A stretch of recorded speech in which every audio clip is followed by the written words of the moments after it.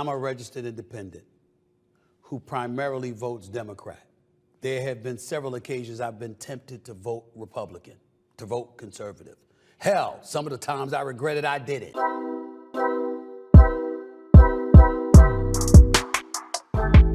Hi everyone, we're back again with another video.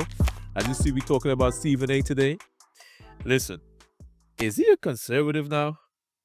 Is he an undercover conservative? He went to the polls, voted for Donald Trump, saying he voted for Kamala. Hey, let's dive into this video. Let's see what you have to say today, because he's showing us some love. Let's get into it. Sage and I got along. Let me say this.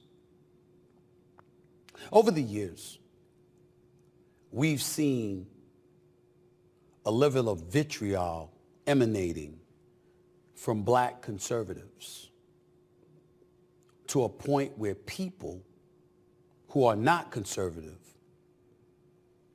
vilified them because of it. I was never down with that. I'm a registered independent who primarily votes Democrat. He's a registered, as he said, right? He's a registered independent that primarily votes for the Democrats. If it walks like a duck, quack like a duck, it's a duck. You're a Democrat, bro. Now, he's making it seem like, he just kind of wait to see who got the best candidate, the best talking points, and then he decide what it is. But he primarily votes Democrat. The Democrats doesn't always have good talking points or good promises that they're going to give us. So why vote Democrat unless you're a Democrat? He just want to make sure he stays in the middle for his profession. So he can walk the line and be objective when he feel like it, or he could just be left-leaning all the time. But he's talking kind of, Trumpy these days. You know what I'm saying? He talking like he's one of them, as I said, undercover conservatives. I remember when I decided I was going to vote for Trump. Yes, I did vote for Trump. This time, I'm an independent. I could safely say that that's what I am. The thing is, as an independent, you have a unique perspective. You actually listen to what the left is saying, and you actually listen to what the right is saying. Who has the best talking points? Who has the best promises? Because, we all think all politicians is liars. Hey, that's how most people feel. But you got to listen to who has the best to offer, right? Hey, listen. Once upon a time, I voted for Obama. I didn't know what he was talking about. All I remember from that time was the mantra, "Yes, we can." That was it. But I don't drink that Kool-Aid anymore. I'm an independent. I'm in the middle, just like my man here claims. And I just see who has the best talking points and who could actually have good policies that could, affect me positively. This cycle, it was Trump. I don't know why he voted Democrat. He just need to just walk right over that line and stay on the conservative side. You know what I'm saying? He just needs to just do that because the way he speaks, if you really dive deep into the things that he do on his channel, he speaks passionately about it. But hey, he might as well just be conservative and get it over with, I think. There have been several occasions I've been tempted to vote Republican, to vote conservative. Hell, some of the times I regretted I didn't. And who knows what the future holds with me with some of the nonsense Of course, that I... he must regret it sometimes because guess what? He voted Democrat because he just didn't want to vote Republican. He don't like Republicans, so he does vote Democrat, right? He regretted it because why? He realized they was not doing what they said they was going to do. And he felt like he just wasted his vote. And if it keep happening, why stay over there? Just cross over, baby. Come over with us. We accept you. saw from the left, particularly leading up to this election with woke and cancel culture and all of that stuff. But that's a different story for another day. Let me pull it back. Let me pull it back. Let's get the good feel of it. Let's get the right feel of it. And who knows Yes, what good. the future holds with me with some of the nonsense that I saw from the left, particularly leading up to this election with woke and cancel Yes, culture and all of that yes, stuff. But that's a different story for yes. another day. Here's That's the why the point that I men want to crossed make. over. While finding myself wishing that the inordinate his amount of wheels black turning, conservatives trying to make sure that find the had right been words. out there and are still out there would sort of dial back their vitriolic responses to the venom that's been thrown in their direction, I've rarely blamed them. Because you got people in here looking at folks from the conservative side who happen to be black, calling them sellouts and coons and all of these kind of negative connotations, showing them no respect as human beings just because you don't agree and side with their ideology. Who the hell are you?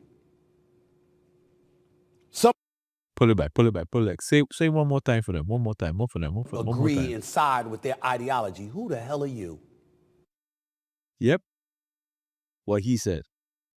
See, the thing is, the left's supposed to be the side that is so welcoming and so moral and so, like open arms about everything, right?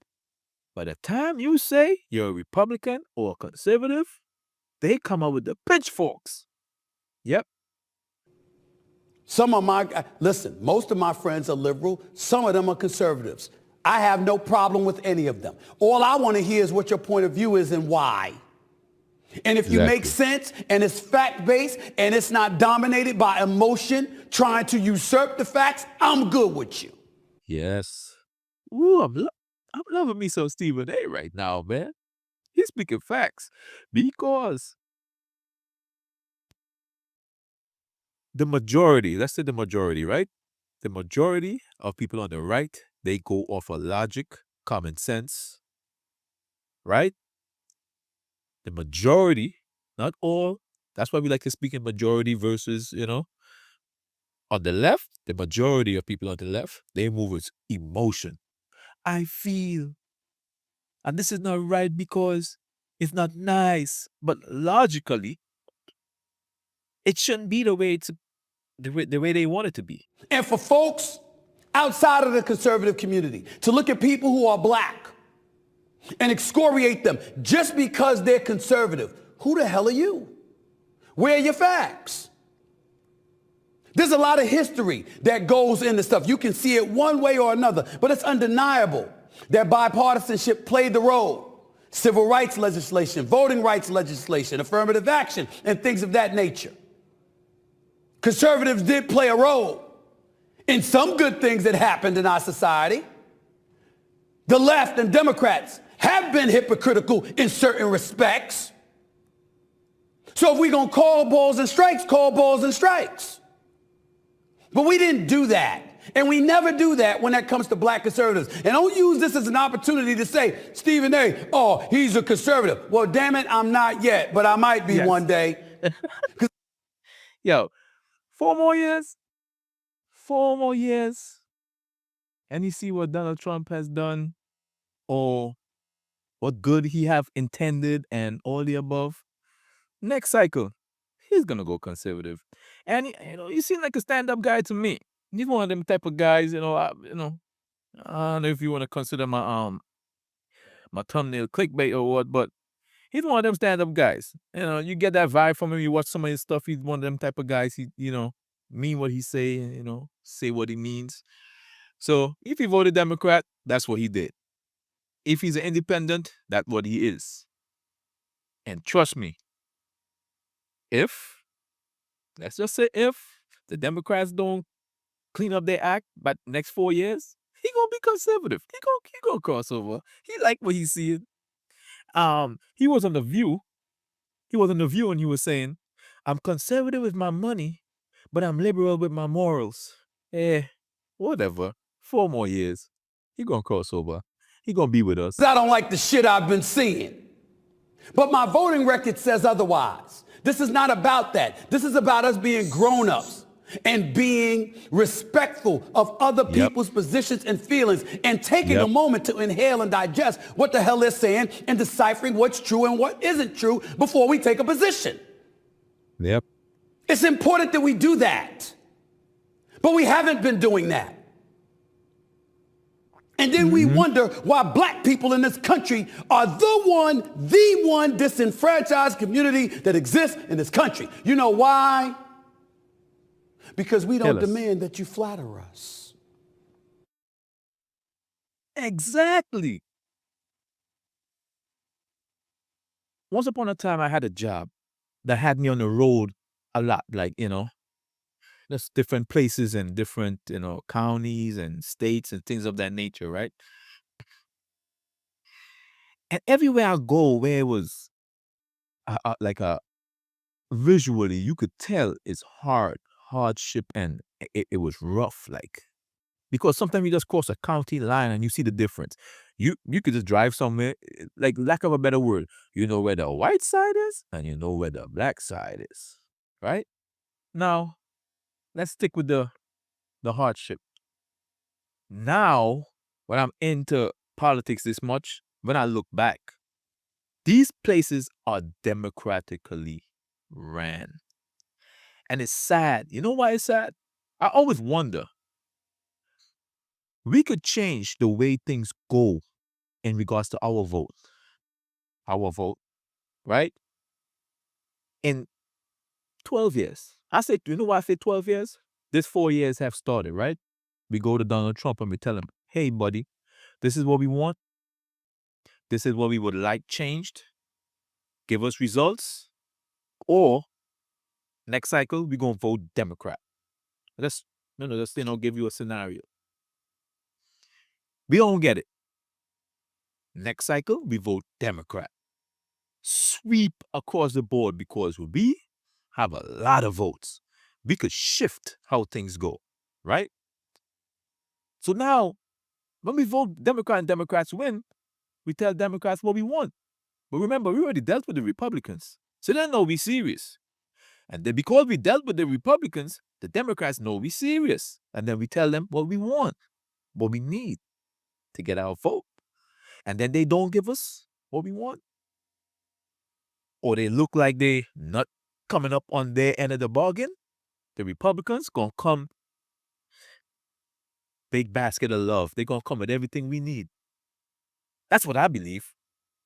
They will come and tell us, listen, well, they're not giving you that. We know what y'all did the last time, and we see what's happening now. So when he talk about wooing us, he's talking about that right there. We could control it. We could control the vote, the way things go in this country, because we stick with the team. But the team gotta be us, not a party. We gotta find a good leader that we could trust, that we could give all these things and they could go negotiate. Remember Ice Cube had his own little thing that he was trying to do? Hey, we can't trust Al Sharpton and them dudes. Them dudes about their money, about doing all this stuff like that for themselves. But what he's saying there, we could sweep this thing in such a way that they give us everything we want anytime we ask for it. And then we ask for more. we just grab him by the gonads. Yeah, that's a good word. I could say that on YouTube, right? Gonads. And let them know we serious. But hey, we don't do that. We don't stick together, man. We never do. Let Stephen A continue. Let me explain my position even further. If you go to buy a house, do you buy it without looking at it, walking through it, probing and investigating before you decide to make that investment? Do you do something like that with a car as well? Don't you do it with clothes? Don't you do it with any purchase that you get? But when it comes to politics, no such thing. So in other words, the vast majority of black Americans in this country, particularly since 1964, have basically said, the right, you know what? You ain't worth a damn. We don't like you. We don't trust you. So guess what? We ain't giving you our vote. We can't come together for shit. Under most. Ooh, Stephen boy. I think you're conservative, bro. I think you're conservative. You're just trying to play us right now. So let me make him say that one more time because it's true. We never stick together, man. If we stick together and we do that just one thing, just one cycle, they're going to be like, ooh, them black folk is serious. Let's give them what they want. Rebuild their infrastructure and their schools and the. Come on, man. How much things we could have if we just do that just once, maybe twice. Listen, boy, we could change the way things go around here, man. These votes is serious. These people, they're going to make their money regardless, right? But they want power. And that's what we have control of. Who going to have the power? Donald Trump, he got the power now. House, Senate, and the government. And he gonna do his thing, man. Let him say one more time. Together for shit. Together for shit. Under most circumstances. But suddenly with politics, 85, 90%, etc. Oh, we gonna roll with the left. So what you've done is listening to the right. You've disenfranchised yourself. Why? Because the left know they have your vote and you're not going anywhere. And boom. Yep.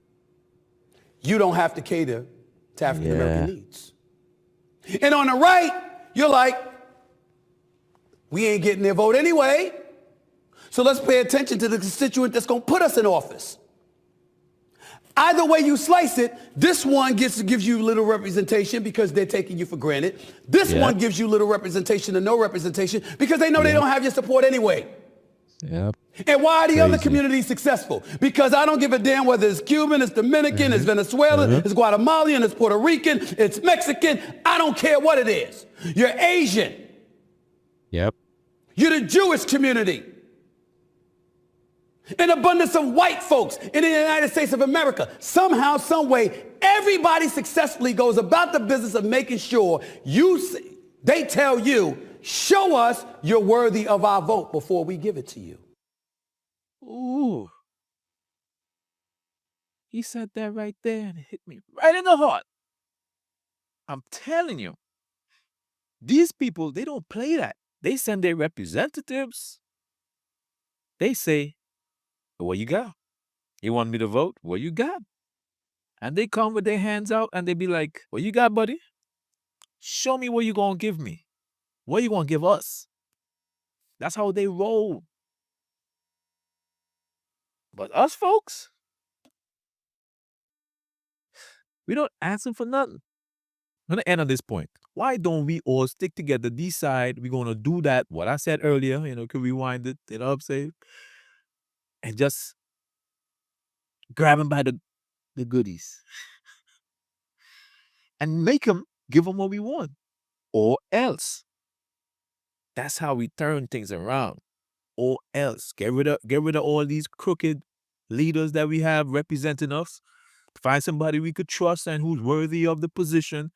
And go up in that White House and get things done for us. I'm saying? As they said, this cycle was about men against women, or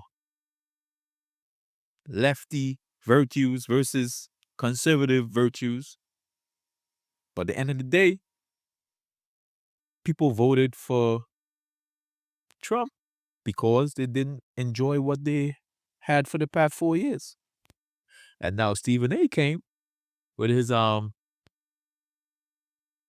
conservative-ish arguments here and made a valid point. We need to make them woo us. Doesn't matter who it is. That's why being a independent is perfect, a perfect position to be. And we should all get in that line, that independent line, and say, hey, what you got? And we all going to prosper for it. Now that's another video for you guys. We're going to definitely get back to you with another one. As I always say, I love you guys. Hope to see you guys next video. Don't forget to like, subscribe, and you can share it to your friends. All right? See you next time.